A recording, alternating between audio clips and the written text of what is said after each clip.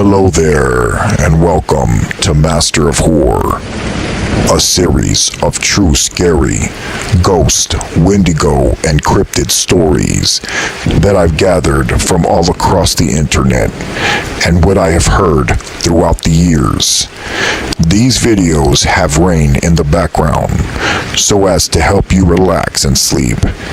I hope you enjoy true paranormal Wendigo and cryptids stories. Okay, now let's begin. Paranormal story number 1. My best friend became a Wendigo.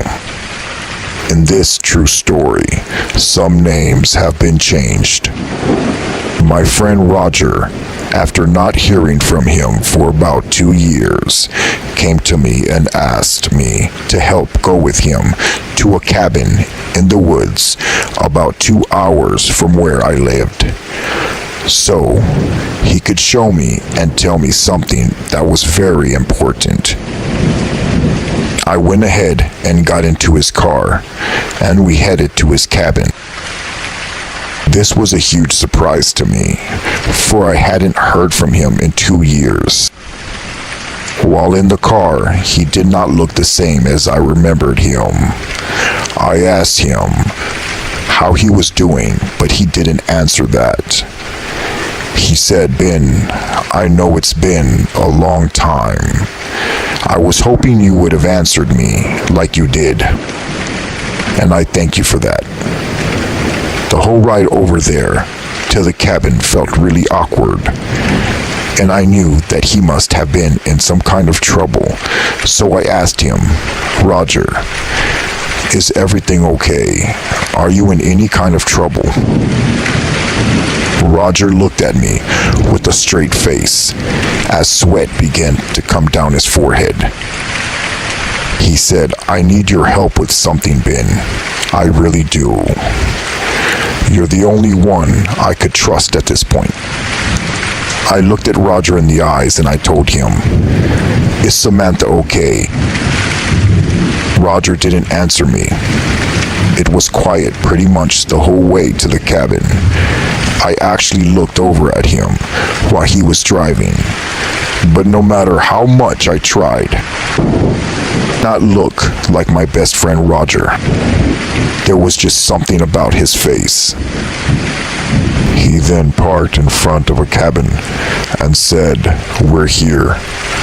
So I got off and waited for him to open the cabin front door. He went in and waited for me to come in behind him, and then he locked the cabin front door, and he sat down in front of a fireplace that was already lit. There were 2 chairs in the room in front of this fireplace, one for him and one for me. Roger then said, "Let me finish talking first, and I promise you that anything that you want to ask I will answer. Just please sit down across from me and listen to everything I have to say. I will make it quick." So I've known Roger my whole life. I knew there was something very serious going on. So as a friend, the best thing that I could do is just listen to what he had to say. So I sat down across from him and said, "Go ahead and speak." Roger said, "When I moved to Canada with Samantha, my fiancée, 2 years ago, everything was perfect. We had the perfect idea of a family and of our future together. A year into living with her in Canada, she started talking to some old friends that she had in school and would come home late at night. I didn't see this as a problem because I've always trusted Samantha.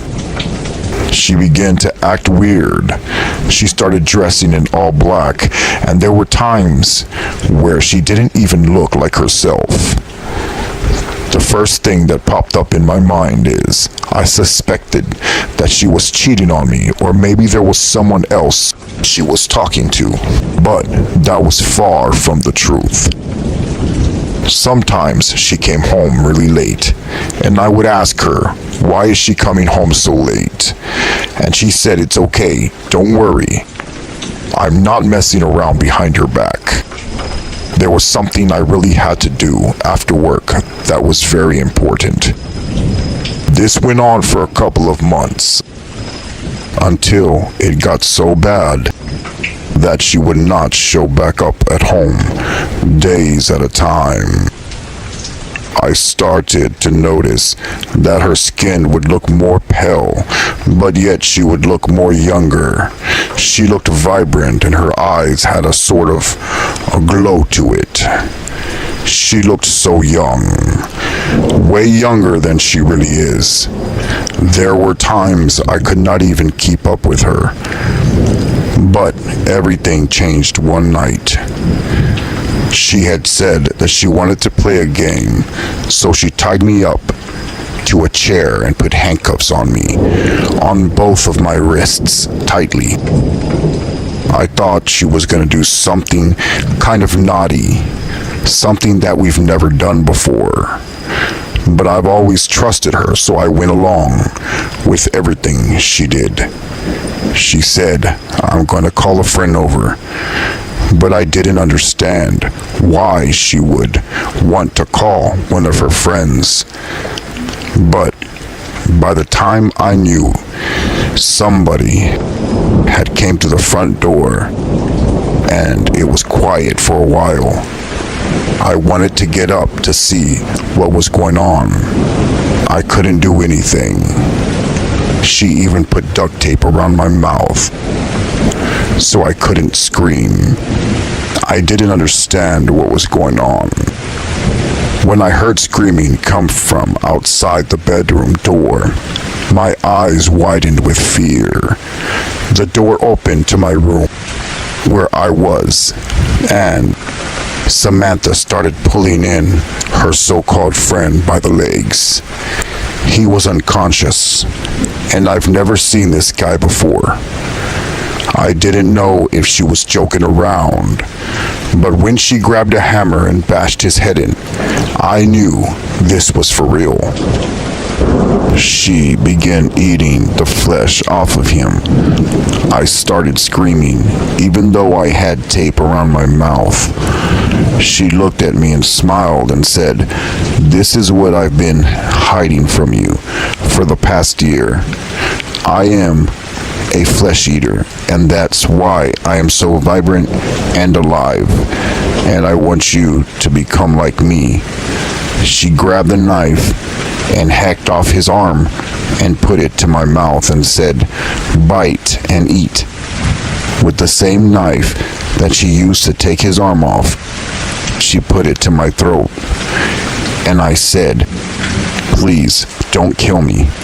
I was starting to beg her. I had no choice. I decided to trust in her, even though I knew at that point that she was a... I had no choice but to bite the arm, and so I ate as she said. The flesh tasted awful at first, but as soon as I was done having a few bites, something changed inside of me. For some weird reason, I began to want more. She started laughing, and she saw that I started eating more and more without her pushing me to do it.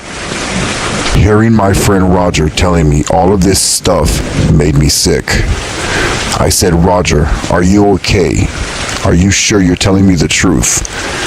Roger got very angry, and he screamed like I've never heard him scream before, and said, "Just listen to me. I would never lie to you. Please listen to me." I leaned back in my chair. Roger said, "Ben, I'm almost done. Please, just listen." So Roger continued to say that the weeks went on, and he began to have a taste for human flesh. He said me and Samantha went on crazy eating binges, eating sprees where we would kill and eat humans. It started with maybe one person a week to where it became almost an everyday thing. Roger looked at me with tears in his eyes and said, Ben, please believe me.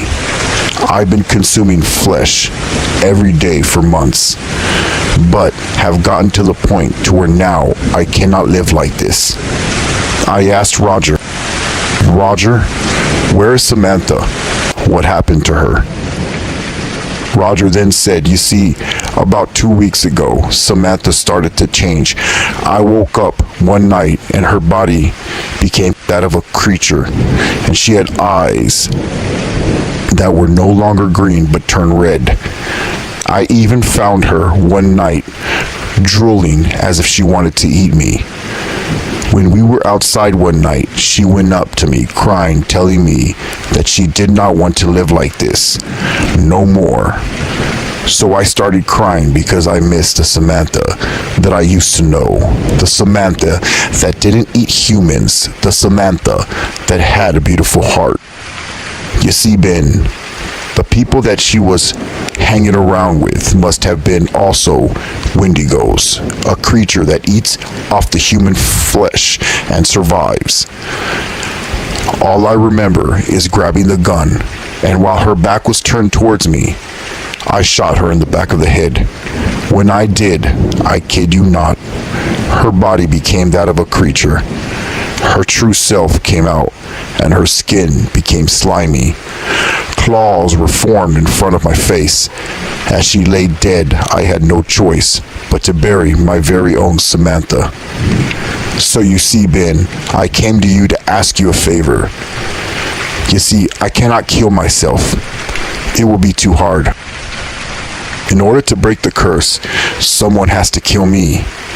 I came to ask you to please help me in my life. If you do this, the curse will be broken, and I will no longer have a hunger for flesh. As Roger was telling me this, I noticed his eyes were turning red. I noticed that his hands were gripping his pants tighter and tighter. At this point, Roger said something that I'll never, ever forget. What he said chilled me to the core. Roger then said, Ben, even now, I am fighting it with all I can, the urge to want to get out of this chair and eat you alive. You see, Ben, you're my best friend, but even you have the possibility of being eaten alive at this very moment, for my hunger for human flesh is too great at this moment. I ate flesh, human flesh, just hours before coming here. You see, Ben, on the way to the cabin to get ready and set the fire going, planning everything that I was going to tell you, I passed by a rest stop, and there was a family which consisted of a husband, a wife, and 2 kids. They were in their car, and I spotted them. I was watching them as they got out and walked into the rest stop. Not only did I eat and devour all of them, but in the back of my car, there are body parts. He said, Ben, if you want proof, just look in the back seat of my car. So I got up, I walked outside, and I peeked into the back seat of his car, which he had a cloth covering something. So I opened his door, and I picked up the cloth, and there were 4 heads, 4 human heads. I quickly covered the heads back with the cloth, and I threw up on the floor. I ran back inside and sat down. Roger looked at me in the eyes and said, you see, I'm telling you the truth. I'm not lying to you. I am a monster, and I asked you to please, before I hurt anyone else, kill me, Ben. Just kill me. Look, right there. I have a loaded shotgun. Please blow my brains out so I do not hurt anyone else. I was really scared because for the first time I was going to kill someone, but not just anyone. It was my best friend I was going to murder. My best friend Roger. The Roger that I've known since we were kids, since the 2nd grade. Roger continued to speak and said, When you're done killing me, I have in the glove compartment $50,000 that I saved up that I will give to you that you can have. That is my life savings right now. That is what me and Samantha accumulated throughout the years. In the back of my car, I also have gasoline and matches. I want you to torch the cabin. Torch it to the ground. I looked at Roger and I told him, okay, I will do it. I will do it for you. That's the least I can do. I quickly looked at Roger's eyes and I saw hope in his eyes. He smiled. He smiled, and for the first time I saw him smile, and I knew that he was going to be at peace. He knew he was going to be in a way better place. I got up off my chair and I grabbed the shotgun and I walked up to Roger. My hands began to shake. I've never ever killed anything in my entire life, let alone a human being. Roger looked up at me and said, yes, Ben, please. Just then he stops me and says, wait, Ben, thank you. Thank you for doing this, and I love you. I closed my eyes, and I started to pull the trigger back until I felt an explosion coming from the shotgun. The vibration alone shocked my whole body, starting from my arms to my head. The shotgun blast was so powerful that it jerked me back. All I remember is my own face got covered in warm liquid. It was blood. I quickly ran to the kitchen and rinsed my face off, not wanting any of the Wendigo blood in my mouth. It touched my eyes. It ran down my face. I didn't want this on me. I quickly was trying to clean myself off. I think this was traumatizing. I walked to the chair of where he was sitting, and he had no head. I went to the back of the car, and I quickly took the gasoline out, and I torched the cabin. I watched from the outside the cabin going up in flames. The whole cabin, with my best friend Roger, and any memories that he's ever had were up in flames. But just then, while the cabin was in flames, I forgot that he had the key in his pocket to the car, and I was going to be stuck there in the woods. But it was way too late. The flames were too big at that point, and smoke filled the cabin. I had no choice but to leave the key in his pocket. I ran to the back of the car and I grabbed a backpack that he had, and I went to the glove compartment and I pulled out the $50,000 in cash. I also grabbed the handgun that he had in his car. I hurried up and I put gasoline on the car, and I also lit that on fire. I ran towards the dirt road on the main path out of there. As I was walking, many thoughts were going through my mind. I was able to hitchhike my way back to where I lived. I rented a motel for a couple of days, not wanting to go to my house. And here I am writing this down on the desk in the motel room, that everything that I have written down and that has happened is true. That there are such things as Wendigos and the paranormal, and these things do exist. I don't know if I'll have nightmares. I hope I don't. But most of all, to Roger, I hope you're in a better place, my friend. Goodbye.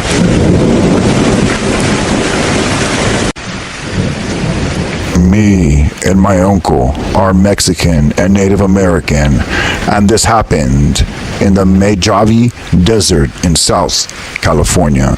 He was driving around with his girlfriend late at night, and they saw something that looked like a huge black dog on the side of the road. He slowed down, and the dog then began crossing the road. Instead of walking like a normal dog, this thing moved like a toy rocking horse. He said it stopped in the middle of the road and stared at them, and its eyes had a red glow. My uncle is the most coolest badass person in the world. He didn't even get scared. Nothing scares him. A man from the reservation has just delivered a bull to a buyer's ranch out far in the reservation. He starts getting lost, and in a couple of hours it gets late. It's a lot of land, and what maps are available aren't always available. Anyways, it's late and getting dark by the time he gets on the main road towards home. Just as he gets to the intersection where there's no stop sign, he sees up ahead, right in the middle of the road, a lone coyote is just standing there. So before he starts driving, he leans on the horn, and in response, he watches as the coyote raises up on its back legs. It resumes the form of a man. Only his legs and feet, arms and hands seem more canine than human, and it starts walking towards the opposite shoulder. The man, not believing what he's seen, closes his eyes and shakes his head. When again he looks, there's a coyote sitting off to the side of the road and looking back at him, as if it's waiting on him to drive by.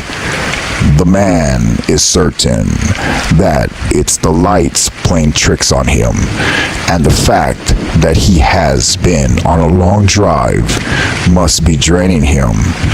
However, as he passes that coyote, he gives it a quick look, and he sees that this coyote is grinning at him. Having heard stories of skinwalkers, the man blesses himself, and he fixes his eyes on the road. Hello there, and welcome to Master of Horror, where I give you the most scariest paranormal true stories that I've ever come across. These stories are guaranteed to scare you, and if not, then I'm not doing my job. I've only chosen the scariest stories to post. If you like what you hear, please like and subscribe so I can give you more true paranormal stories that are guaranteed to petrify you. These are 3 true Ouija board encrypted stories in the rain, number 27. Okay, let's begin. True paranormal story number 1, the Ouija board. It was a cold December night in 2003. It was a Saturday, and we organized a small gathering for my friend Olivia's birthday with our closest friends. Everything was going well in a pretty good atmosphere. There weren't very many people there. I would say about 20 people in total, but I remember around 2 o'clock in the morning, Anna, another friend of mine, suggested that Olivia open the gifts she had received, since only about 8 of us were left. While everybody was laughing, she opened them one by one until it was time to open Anna's gift that she had brought. When Olivia opened Anna's gift, it looked like a board game, and we all thought it was supposedly just a random board game, but no, it was actually a Ouija board. A Ouija board, supposedly, is when one makes contact with beings from beyond this realm, so most of us made a gesture of displeasure, but Anna, the one who bought the board game, told us to calm down, that she knew a lot about these things, and that everything would be fine, that not all spirits are bad. After some time, about half of the people decided to leave, and half of us were arguing that playing the Ouija board was a very foolish thing to do. I agreed with them, but my curiosity was too great. I thought to myself, how could it be possible to communicate with spirits through a simple board? It was around 3 o'clock or 4 o'clock in the morning when my friends placed the Ouija board on a small table.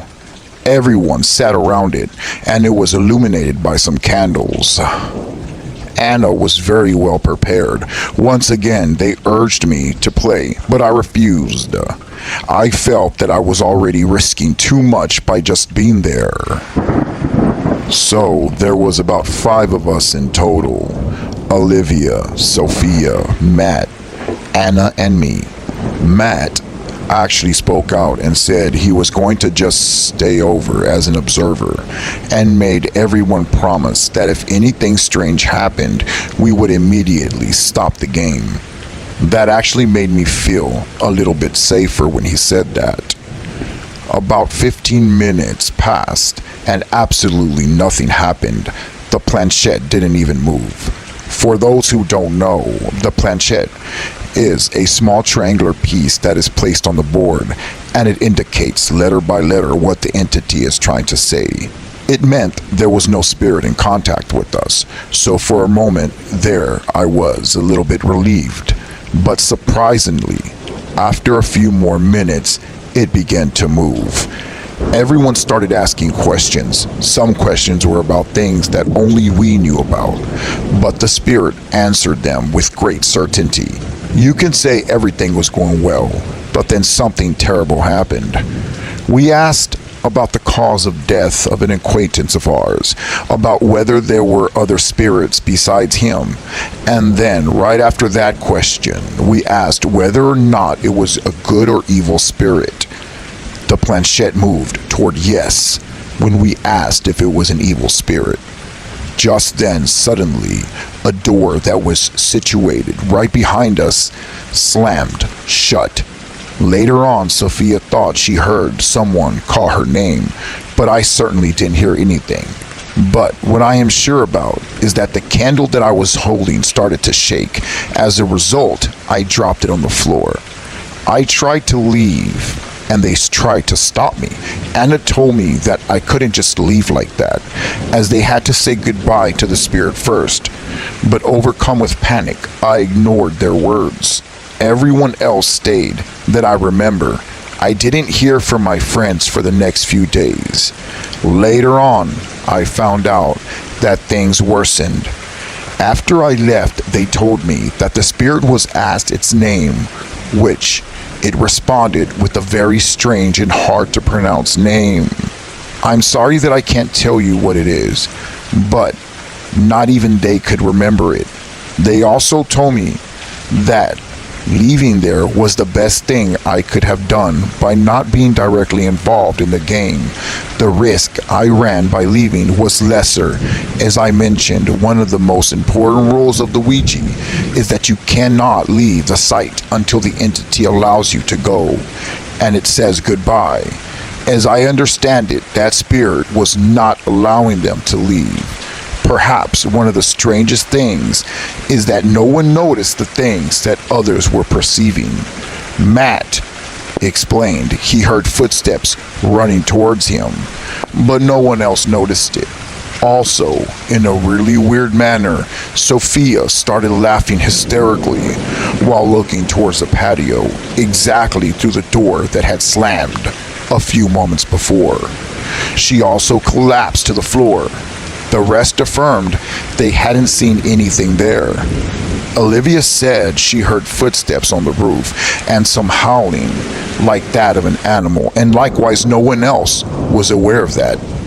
Anna clearly heard a scream in the distance and felt someone push her backwards, and from what I know, it was at that point when everyone ran out without properly ending the game. I think, as I did, that it was all just collective paranoia, and the perfect proof of that was that no one was aware of what the other was experiencing. But now, 25 years after that night, I truly believe everything that happened with my friends was merely not just coincidence.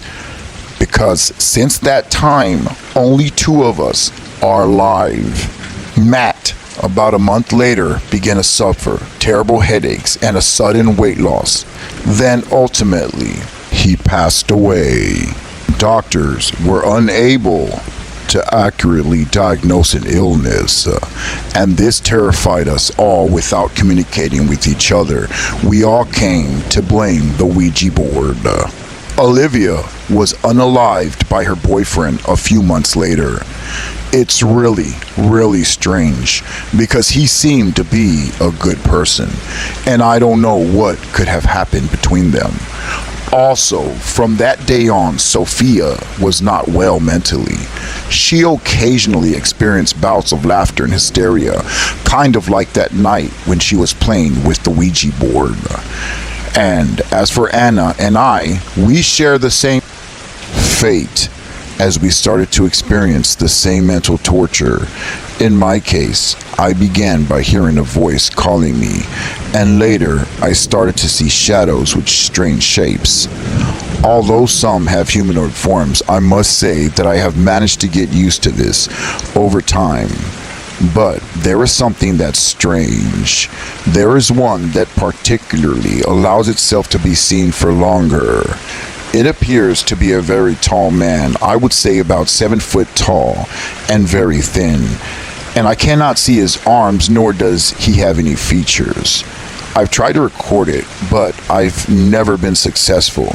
And I don't know if someone is listening to this story that may know why every time I see that man, my ears get plugged and my muscles tense up, and I am overwhelmed with fear every time I see him.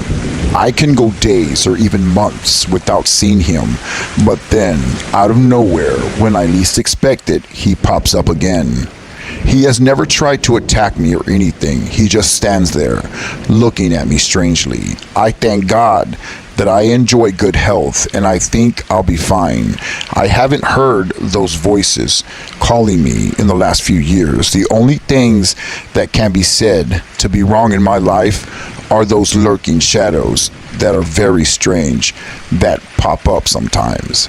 As for Anna, she is not doing well at all. She experiences the same phenomena as I do. But intriguingly, she hears the man speaking in a strange language, and she doesn't know what he is saying at all. She says that she feels that it is definitely not something good. She has contacted and consulted with a couple of different priests, but not even they can bring comfort to her. She started having bone pain and went to many doctors. Some say she has cancer, while others believe it's just all in her head. The last time I visited her, she told me that she saw the man that I saw, but when she saw him, he had arms and he was holding up her wedding dress. She feels that thing will come for her pretty soon, and honestly, we are very scared. I don't know what will happen, but I ask that you can offer a prayer on behalf of her.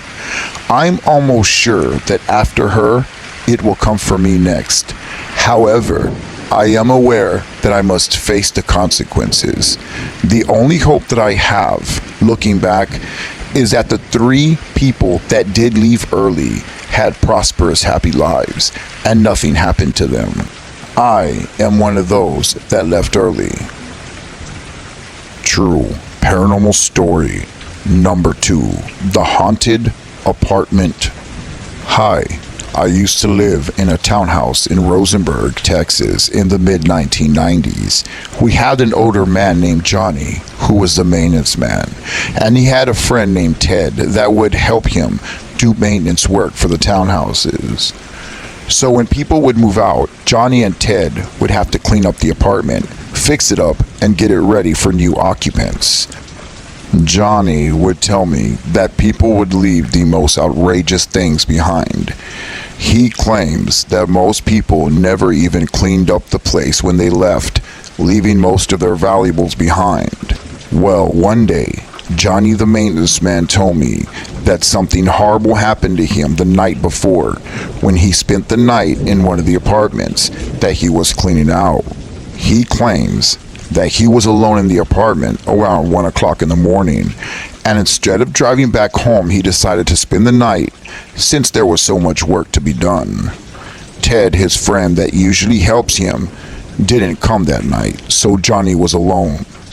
The electricity was off, but Johnny had his flashlight, and he said that he had some candles with him, and he made a small sleeping area on the carpet floor and laid down to sleep to try to get some rest before he had to wake up in a few hours to start work again. He claims that in the middle of the night, he was awoken by someone calling his name in the room. No one was in the room at the time. He thought it was his imagination and went back to sleep. He then woke up, and again, about an hour later, feeling sharp pain coming from his feet. When he moved the blanket from his feet, he saw that he had red marks on his feet, as if someone was scratching his feet. He said it was really painful, and he got up and walked around the room. He then heard a noise coming from the closet. That's when he opened the closet door, and to his surprise, there was a Ouija board on the top shelf. Whoever lived there cleaned out the whole apartment, but left the Ouija board behind. He got chills all over his body when he saw it, and quickly threw the board in the trash outside the apartment. He went back to sleep, and then was awoken a third time, feeling pain coming from his feet, as if something was punching the bottom of his feet. He jumped up and quickly opened the closet door to see if the board was still there, and to his surprise, even after throwing the Ouija board away, the board was in the same original spot it was in, on the closet shelf. He got his keys as fast as he could, claiming that it felt as if he was being watched the whole time. His flashlight didn't work anymore for some reason, and he couldn't find his candles. He had to find his way in the dark out of the apartment. He claims while he was going down the stairs in the dark, he heard something right behind him, following him down the stairs. While he was driving away, he said he saw a cloaked black figure looking out the bedroom window that he was sleeping in. He said he never went back to that apartment, and he's always stayed away from Ouija boards. True paranormal story number 3, the haunted Needville house. In 2003, me and my wife got married and lived with my parents in Needville, Texas. We lived in a haunted house on Line Street. Many paranormal things in that house happened. For example, one day when my dad was alone washing dishes, he claims that my wife was standing in the hallway staring at him for about 5 minutes. When he looked up and acknowledged her and asked her if everything was okay, she just turned around and walked away. Since that encounter, many other things happened after that. One night, when me and my wife were asleep in the room, it was extremely cold, so we covered up the air-conditioned vents. To our surprise, it got even colder, to where we could see our breath in the air. When we woke up the following morning, my wife had my jacket on her. I never put it on her, nor did she remember putting on a jacket. This was really confusing, but we completely tried to forget about it. But the really scariest incident is which occurred on a Saturday night around 3 o'clock in the morning, when my older brother came to spend the night on the living room floor because he had too much to drink that night and he didn't want to drive home. He claims while he was asleep on the floor, someone turned the ceiling fan on full blast. It began to rock side to side and make a loud noise. Despite this, and the fact that he had been drinking, he was able to fall asleep through it all. Then, about 10 to 15 minutes later, he claims he woke up and not only was a ceiling fan about to fall off the ceiling from going extremely fast, but when he tried to get up, something was holding his arms and his legs down. He couldn't get up, nor could he even move. The most that he said he could do was look around with his eyes. He tried to say God's name, and even that couldn't come out of his mouth. He was basically paralyzed and petrified. After about 2 minutes, he was then released. he got up and ran to my mother's room and told her what happened. After my mom walked around the living room praying out loud, my older brother decided to drive home. He was too traumatized to stay. The scariest part about everything is my room was right next to the living room area. After he left that night, me and my wife heard giggling and laughing coming from the living room. I mustered up the courage and I left my room and walked towards the living room, and I saw a black figure sitting on the sofa. The laughing stopped and the giggling, but I ran back to my room and locked the door. I was petrified. We eventually moved out of that house, but to this day you could still see a black figure on the front door window when you pass by that exact house in Needville, Texas. Thank you for listening to Master of Horror. If you like what you've heard, again, please like and subscribe so you can continue to get true paranormal scary stories in the rain. Alright, my friends, for now, good night. And don't forget to leave the nightlight on. Hi there, and welcome to Master of Horror, where I give you the most scariest true paranormal stories that I've ever come across. Please sit back and relax, turn off the lights, and enjoy these 3 true paranormal stories with the rain sound. Number 28. True, scary, paranormal story number 1, The Evil Grandfather. I've always wondered if ghosts or entities can harm us. This happened when I was just a child. My grandfather had passed away, and I really never had any contact or relationship with him. I only knew him from photographs. My grandmother had passed away many years before, so when this happened, my mom and dad and I moved into my grandfather's house. I invited a friend over to spend the night. My friend woke up the next day a little earlier than I did.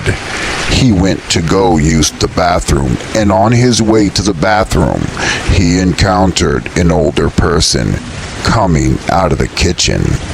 It was an elderly man who asked him if he wanted to have some breakfast that he had made. My friend was a bit shy and mindful of what his parents always taught him about manners and being polite. So my friend politely declined. He ran back into my room, closed the door, and woke me up. He said, "Your grandfather is in the kitchen," and told me he prepared breakfast. When my friend told me this, I already knew what this meant, so I quickly changed the subject and told him to change his clothes and let's go play soccer outside at the park. My friend agreed about going to the park to play soccer, but he insisted that he still needed to use the bathroom. I told him I would go with him, but after that, we should head to the park. He asked why we didn't just have breakfast first, since my grandfather had said it was ready. I simply told him we'd eat after playing. I accompanied him to the bathroom, and once he was out, we went to the park to play. Once there, I realized that in our rush to leave the house, I had forgotten the ball. I was very uncomfortable about what had happened, and I think my friend noticed, and he insisted we go back for the ball. But I told him not to return to my house. I decided to tell him at that point what was going on. I said, "Look, my grandfather passed away a long time ago. What did the person you saw at my house look like?" My friend described an older person wearing a white shirt and gray pants. I asked if he remembered how he looked at him, and he only answered that he didn't feel like he trusted him. I asked if he remembered the color of his eyes, and he said they look very dark, almost black. I then told him that that was my grandfather, but he passed away a couple of months ago, and that I had seen his entity in the house before. I told him that my grandfather was not a very good person. He was actually an evil person. I told him that my mom stopped having a relationship with him because he had strange beliefs. I remember the first thing my mom did when we moved into my grandfather's house was get rid of all the books and strange things that he had in jars that were spread out in different rooms of the house. I also told him that since the day we moved in, that man has appeared to me 3 times, inviting me to talk with him or have breakfast with him. And he gets very angry every time I say no to him. But yes, it is his ghost. My mom always told me just to ignore it. We believe that my grandfather wants to harm us because when he was alive, he would always say, "Those are my grandchildren. They are mine." I asked my friend if he could please stay with me just a little bit longer until my mother got home, because I didn't want to stay home alone with the ghost of my grandfather. As we were on the sidewalk, my friend turned around and looked at the window of my house and said, There he is."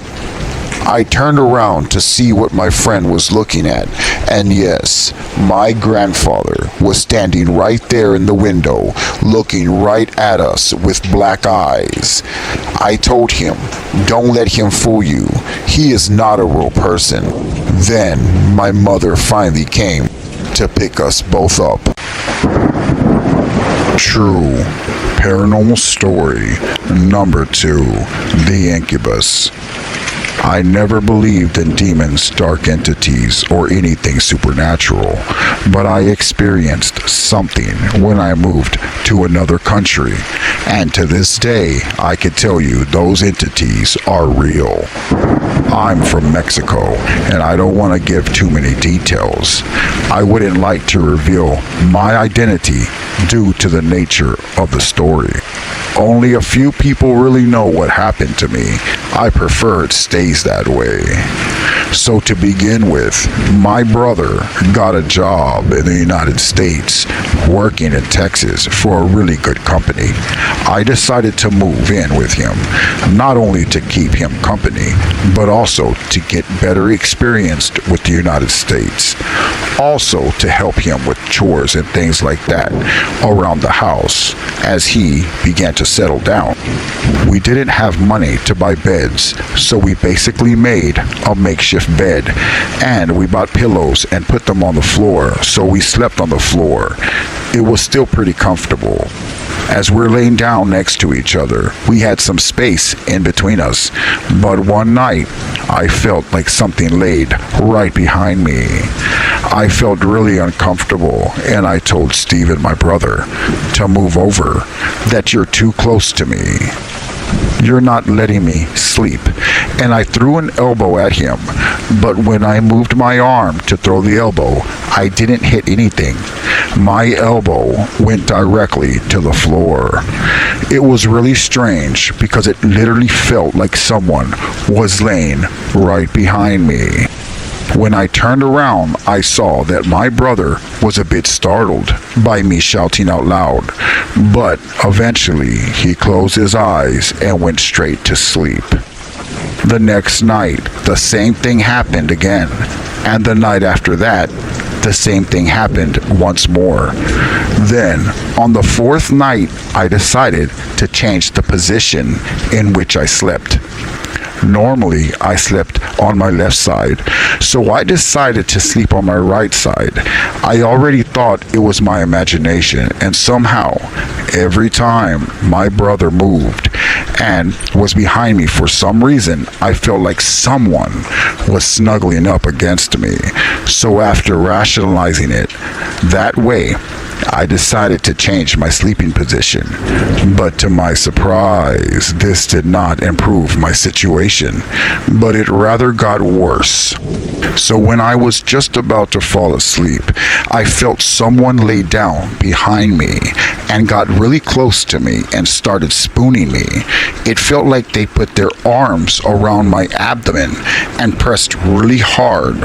I was really terrified. I opened my eyes and I saw that my brother was in front of me, and all I could do was scream. And when I screamed, whatever was behind me disappeared. My brother was already upset because I hadn't let him sleep for a few nights. He screamed and asked me what was wrong and why are you screaming? I asked him if he had seen anything moving around behind me as I was laying down.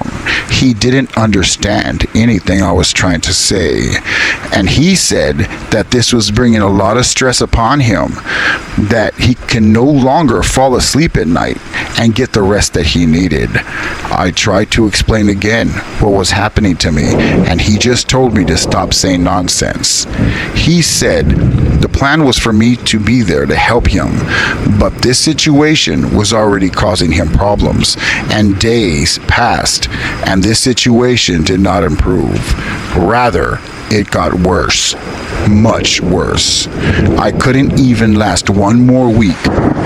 As I fell asleep in my room, alone, something woke me up, and I looked across the room and I saw a dark shadow silhouette, and it was approaching me really quickly. I lost control of my body, and I was not able to move. Just then, I went into sleep paralysis, and I literally felt this thing jump on top of me and begin to caress my body. When I was finally able to move, the silhouette was no longer there. I had tears in my eyes and I ran to the bathroom to check myself. And yes, I had bruises all over my body from where this entity was grabbing me. I really needed help with the situation, so that's when I decided to convince my sister to let me sleep in her room. The attacks were less frequent. I felt so desperate that within less than a month, I had already moved out of my house where I had lived my entire life. But that was the worst mistake, because moving out left me vulnerable and alone at night with this entity. I thought I was going to live the rest of my life in this chaotic nightmare, but just as I thought it was all over, one day when I was walking down the sidewalk, a person approached me and said, "You need my help. I can help you. I know what's going on." I agreed, and this person took me to a place that looked like a store. It was a place that looked so much strange with ritualistic things all around it. There, they began to give me herbs and place them all over my body. They also recited many prayers. When I went back home that same night, my house was transformed into something totally different. I don't know who this person was or why they helped me, but what I do know is ever since that day, I have never had any attacks again. True paranormal story number 3, the Ouija board. This story was actually from my mother when she was younger. She said one time when she was a teenager, she was curious and thinking it would be a fun experience playing with the Ouija board. Her and a group of her friends got together and started asking some questions to the Ouija board. Everything was going great until the planchette started moving on its own without anyone touching it. Slowly, it spelled out, "I will follow you forever." Everyone started screaming and panicking, and without knowing how to close the session out, they just put the board away, and that was a big mistake. As my mother was watching TV with my grandma, she heard a noise from the kitchen, and she decided to check it out. As she walked into the kitchen, a dark shadow-like entity with large, angry eyes then launched at her, causing her to scream in terror. My grandmother, who was right behind her, only saw my mom fall backwards and never saw the entity. She tried to calm her down, suggesting that she might have imagined it, and things went back to normal for a while. Later, my mom went on a trip to Laredo to buy some merchandise to sell during a bus stop. My mother went to the bathroom, and suddenly everything around her darkened, and she heard the bathroom door lock from the outside. Terrified, she started screaming and asked for help, but people who were outside couldn't open the door. She felt dozens and dozens of roaches crawling all over her feet. She began to scream louder than ever. But minutes later, the lights turned on, and someone opened the door, and everything went back to normal, just like if it was a nightmare. These strange incidences began happening more frequently, and the angry-looking entity kept bothering her, apparently unexpectedly. Eventually, my mother started dating a man who would eventually become my father. He knew a lot about these entities and also about being a Freemason. He helped my mother do a lot of these experiences and helped her overcome most of them, but sadly, he passed away in 2020. After he passed away, the paranormal experiences returned to my mom's life, knowing that her protector was now gone. Today, the entity still bothers her and appears in her nightmares and sometimes manifests materially. I, myself, will follow in my father's footsteps and will try to gain as much knowledge as I can to confront this dark entity and keep it away from my mother and from our lives forever.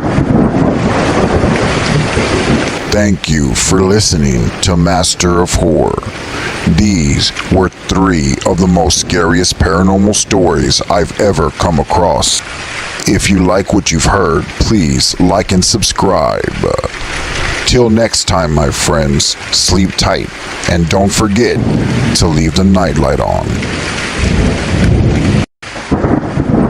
Hi there, and welcome to Master of Horror, where I give you the most scariest stories that I've ever come by.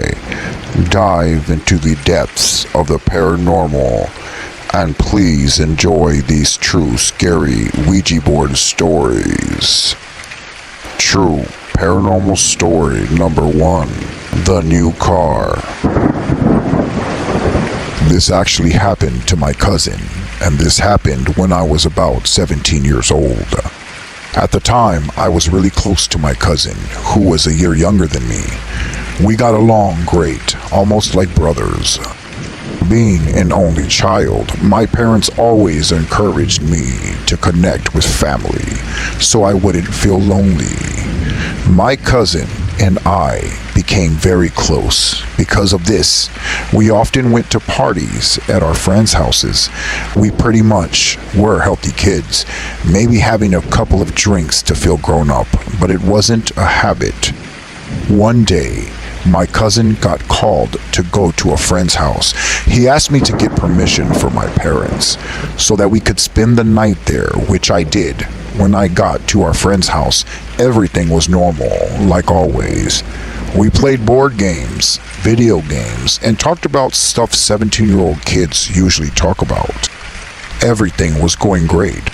But that was until the friend who owned the house that we were spending the night at suggested we play with the Ouija board. He mentioned he bought one at a garage sale and wanted to see if it really worked. Since we had never played with one before, everyone at the party agreed, and they started playing with the planchette. The planchette moved, and my cousin was skeptical, saying the players were moving it, and he didn't believe it. The owner of the board asked him to play along, just touching the planchette lightly without moving it. Skeptical, my cousin did that, and our friend told him to start asking questions. My cousin asked if anyone was there, and the planchette quickly moved to yes, making us all laugh a bit nervously. Then my cousin asked what the entity's name was, and the planchette spelled out Pazuzu. None of us knew what that meant, but the board's owner warned my cousin, be careful. I've heard of this entity. If it's really Pazuzu, it can guess anything and grant anything. To which my cousin half-jokingly said, oh really? Okay, can you give me a new car? The planchette moved to yes. Our friend quickly said, don't do it. It will ask for something in return. My cousin asked, and what could it ask for? Our friend replied, I don't know, but don't do it. We were thinking this was just a joke. And with everyone watching, my cousin said, give me a new car. What do you want in exchange? The planchette didn't move. Tell me what you need. What do you want from me? My cousin said again, I want a new car. Suddenly, out of nowhere, the scariest thing happened. Our friend, who was conducting the session, looked creepy and stared right at my cousin and said, I want your parents to divorce. What? My cousin asked. The guy once again said in a possessed voice, you want a new car? I want your parents to divorce, but if you don't do it, I will. Then our friend looked down again. My cousin asked, why did you say that? But our friend seemed not to remember saying anything at all. Everyone in the room was silent and confused about what happened, and that's when my cousin said he didn't want to play anymore. So they closed the session with the Ouija board, and we decided to head back to his house. He still thought the whole thing was a prank by our friend. Time eventually passed, and for some context, his family was doing great. My aunt and uncle and two cousins, the one a year younger than me and his little brother, just a kid, lived together without anything happening for a while. My cousin finally turned 17, and his parents threw a huge party at home. He didn't really want to say he was grown up, and he wanted to celebrate it with his friends, but his parents convinced him to have some cake and spend a little time together before going out with his friends, and my cousin agreed. They celebrated, they cut the cake, and everything was perfect. Then my uncle said, don't use my car anymore. You're still too young. But your mom and I got you a gift. Look out the window, son. And there it was, a brand new car. My cousin was grateful to his parents for the gift, but started remembering the Ouija board incident. When it said, you want a new car? I want your parents to divorce. But if you don't do it, I will. Then he began to worry. He might actually have to break up his parents' marriage. But in the end, he thought it was just a coincidence. Later on, my uncle asked my cousin to go to the supermarket. My cousin agreed, and as he was leaving, his little brother asked if he could come along with him. My cousin agreed. After all, he had just gotten a new car. They both hopped into the car, but right before reaching the supermarket, they had a severe accident, and only my older cousin survived. My aunt and uncle couldn't handle losing their youngest son and ended up getting divorced. Everything went south from there, and his family was destroyed after this. I have never dared to play with the Ouija board again, and I'll never do it. I don't know if it was a weird coincidence, but I'll never be tempted to play with one again. Thank you for listening to my story. True paranormal story number 2. True Ouija board story. In 1997, I was 13 at the time. And at that age, when most of us like to investigate with curiosity in the world around us, it's no longer just having sleepovers with friends, playing various video games, or getting into high school sports. Girls were starting to become appealing. This was a time when professional wrestling was just starting to really take off, and a group of my friends were diving into horror movies and scary stories. This is something that's always appealed to me ever since reading scary stories to tell in the dark. I was hooked when this series came out. I was about 8 years old. They sold them at our scholastic book fair. Looking back, these stories and illustrations were way too intense for 8-year-olds, in my opinion. But I really did enjoy them. We all loved to be scared.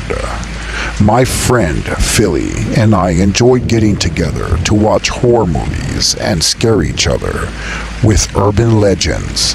We started doing this almost all the time, especially during the summer when school was out. Of course, this was pre-internet time, so all we had media-wise was actually renting a movie or physically going to the theater. After renting the same movies over and over, we often just focused on urban legends that we now call creepypastas today.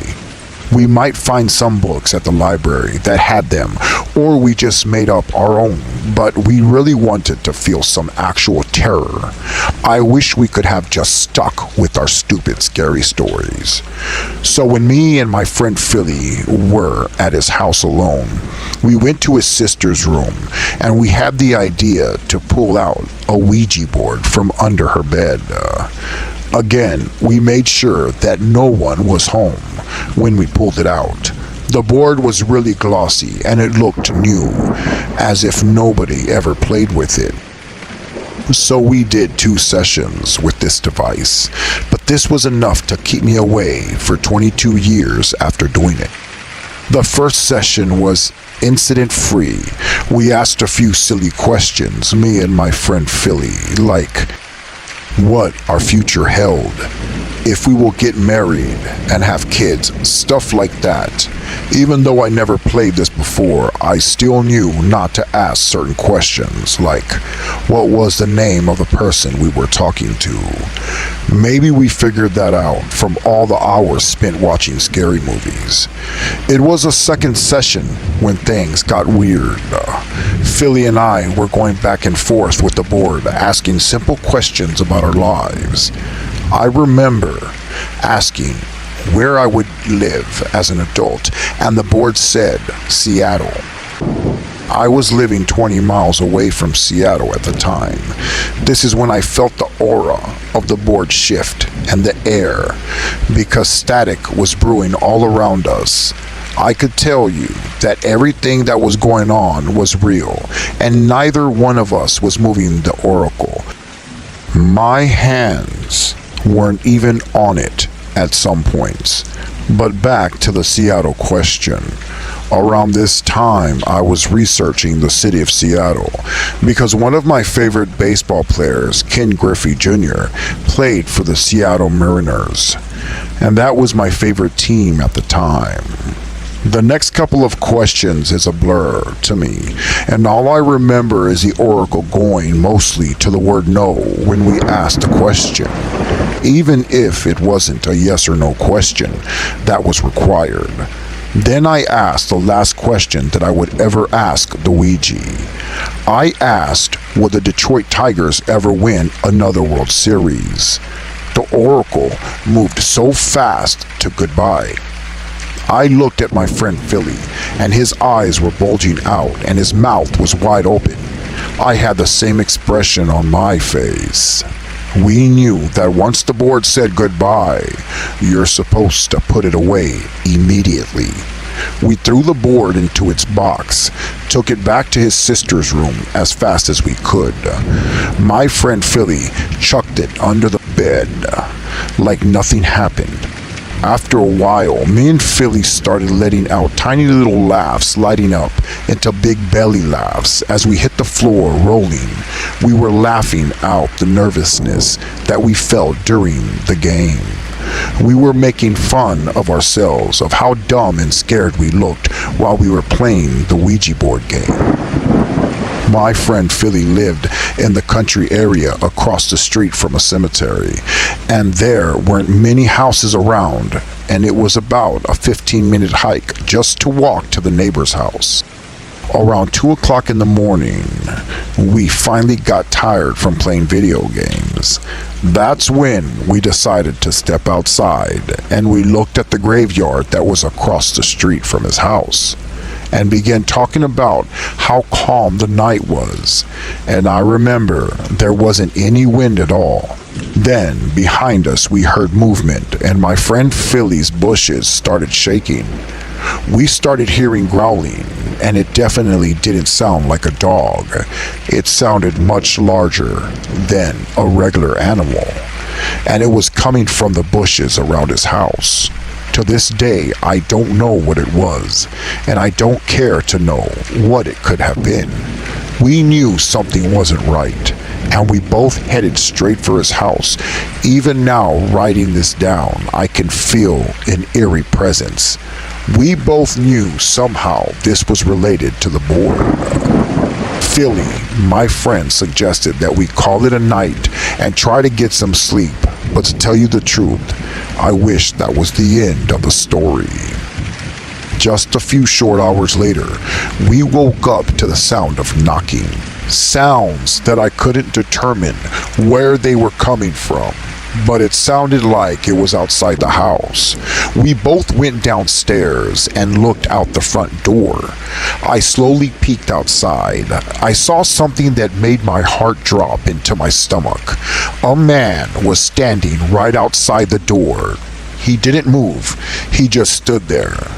We once again fled to his room and slammed the door shut. We didn't call the police or tell his mom. We just sat in the room, not sure what to do. After a few minutes, we went by the front door again, just to see if the man was still there. And, to my surprise, he was gone. The next day, after I had gone home, I had got a phone call from my friend Philly, and he said he had a dream that we were playing the board, and a hand came up from the center and reached for his head. He said he tried to push it away himself, but he was moving in slow motion, like when you're trying to run away in a nightmare. He said the hand grabbed a fistful of his hair. Philly said he tried to scream, but nothing came out. The hand was forcing his head into the board. He then woke up, gasping for air, and felt pain on the top of his head, where the thing had grabbed him. I didn't want to admit this to him, but the scary truth was, I had the same nightmare. Me and Philly decided to meet up in person that night, and when I made it to his house, he told me to go to the backyard. And there he had the board. He told me his plan was to light the board on fire. After dousing it with gasoline, it finally erupted into flames and quickly burned into ashes. After that, as far as I can remember, nothing has happened, and we never spoke about this again. I have never touched or looked at a board again. Please be careful with these things. They are not a toy. Thank you for listening to Master of Horror. And if you liked what you've heard, please like and subscribe for more paranormal true scary stories. Till next time, my friends, goodbye, and don't forget to leave the nightlight on.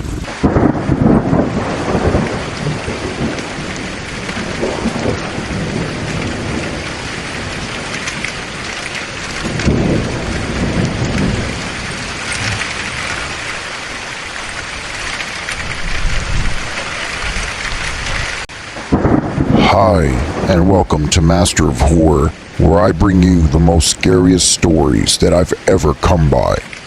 I would like to apologize for not posting last week. I have been in the process of moving and now I will be back on schedule. I have a real scary personal story that involves my daughter, whose apartment is truly haunted. I cannot believe the things that I've seen on her camera. The next episode, I will bring you the horror that I've witnessed. Please help me get to 1,000 subscribers and give this video a thumbs up. So now, my friends, please dive with me into the depths of horror with these 3 scary, true, paranormal, and horror stories with Thunderstorm sounds.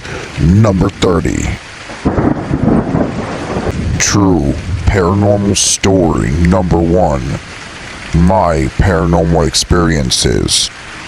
It is very likely that something is haunting our house.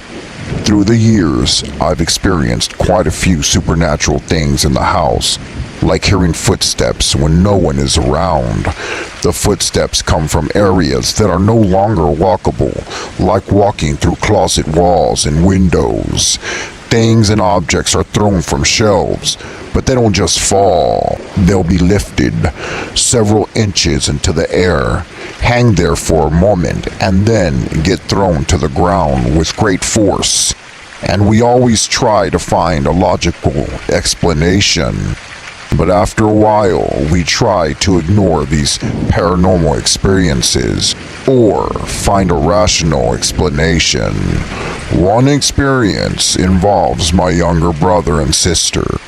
When my brother was a toddler, he woke up one morning and told the whole family that during the night he got out of bed and went downstairs. When he got there, an old lady yelled at him to get back to bed. My younger sister had the same experience a few years later. They were both about 2 or 3 years old when it happened. So my sister hadn't even been born when it happened to my older brother. But the time it happened to her, my brother had completely forgotten that it happened to him. So it is very unlikely that he told her about it. Over the years, my parents and I have tried to explain it away, telling ourselves that they were only dreaming, but the fact that they both described the lady in nearly identical terms does prove that they just might be telling the truth. They claim they saw this old lady in the newest part of the house too. You see, we added a new section to the house that we built back in 2007. I've never felt comfortable in that part of the house, despite it being the most newest. All that was on the land before we built the addition was a single tree and some grass, but I feel very uncomfortable there. For a couple of years, the activity actually stopped, but it started up again recently. Recently, I've had books thrown around in my bedroom, and my mother woke up a few days ago when she thought that she heard my sister coming down the hallway. You see, my sister always asks my mom to do her hair in the morning, despite being old enough to do it herself. That particular morning, my mom didn't want to do my sister's hair, so she pretended to still be asleep. After a little while, she heard a voice next to her calling, "Mom, Mom, Mommy," whispering, thinking it was my sister. About 30 seconds passed, and my sister hadn't tried to shake my mom awake or sit on the bed as she normally does in the morning. My mom decided to open her eyes, only to find that she was completely alone in the room, and my sister was still in her own bed asleep. My parents' bedroom was located directly above the room where my brother and sister saw that old lady. So now we've had an old entity and a child entity that may be connected to the land or the original house. Having lived in this house as long as we have, we're not entirely bothered by most of the things that have happened, and nothing ever really harmed us. As for the voice calling out to my mom and addressing her as Mommy, well, that did spook us a lot. because it's the most concrete thing that's happened to us, and it's the hardest to explain away. Paranormal True Story number 2, The Ghost Bride. This happened in late March in India. I was 14 years old. This happened in my village. There was no cinema, so I had to travel about 12 kilometers to get to the nearest theater. We usually went to the movies in groups, but one day none of my friends wanted to go, so I headed out alone for the evening show. Afterwards, I was dropped off at a bus stop that's located at the edge of my village. It was around 11 p.m., and my village being very small, I was all alone with no one around. I started walking towards home along the main road. After walking for about 20 minutes, I saw a woman. She was dressed in white and red.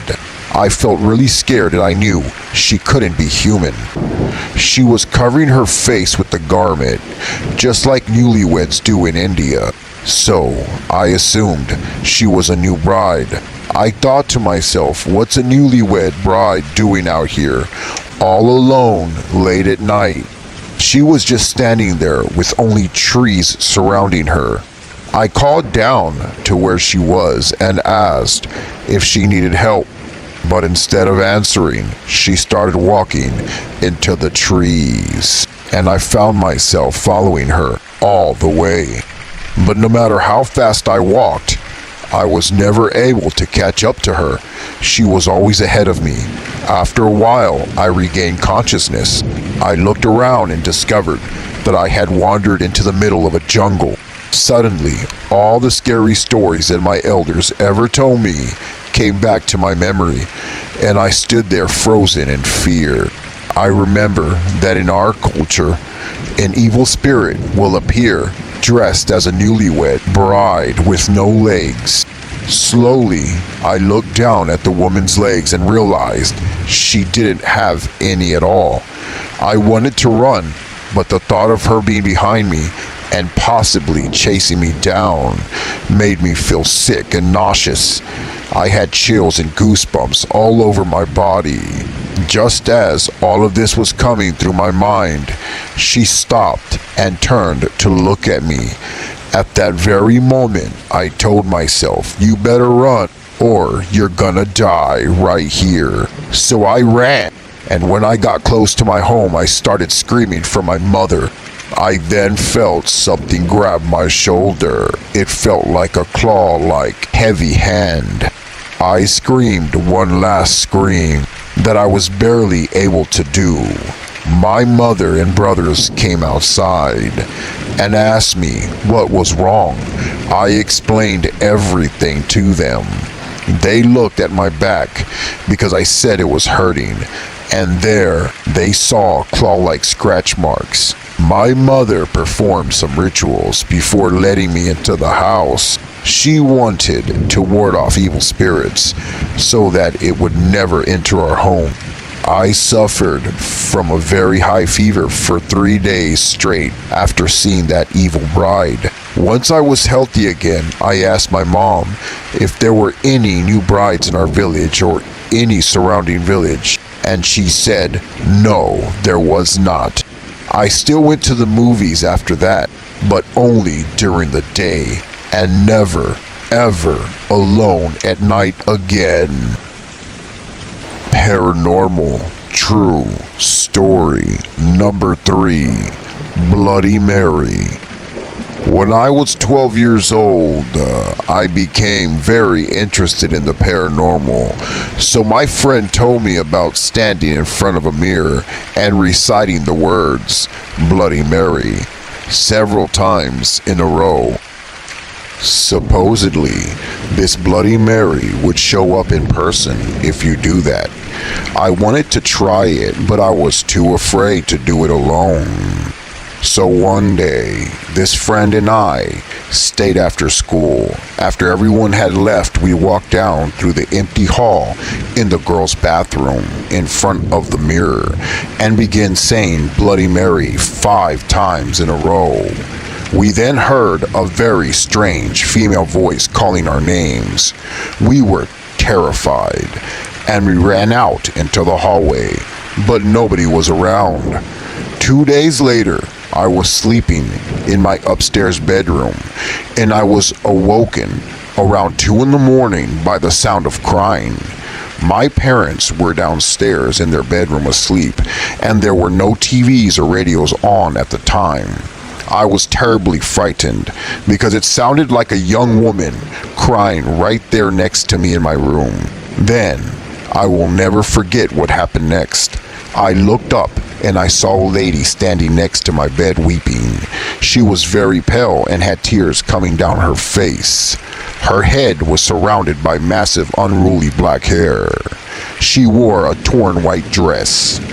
Continuing to cry, she just stared at me. I finally said, "Leave me alone." Then she disappeared, but I could not sleep again that night. The next night, I dreamt that the spirit of another woman was choking me, and the crying lady from the previous night was standing right next to her watching. I then woke up and I couldn't breathe. It felt like somebody was in the room with me. I ran out of my room in the pitch black hallway and screamed. My parents came rushing upstairs. I feel that by chanting Bloody Mary, I somehow drew these spirits to me, and it was a very, very scary experience. Although I didn't like what happened to me, I still do want to explore the paranormal. However, I'm afraid of what might happen, and my parents think I'll go to hell if I continue. Thank you for listening to Master of Horror. Please like and subscribe, and please help me get to 1,000 subscribers. If you've made it this far, consider yourself a true Master of Horror fan. Well, my friends, goodbye for now. Sleep tight, and don't forget to leave the nightlight on.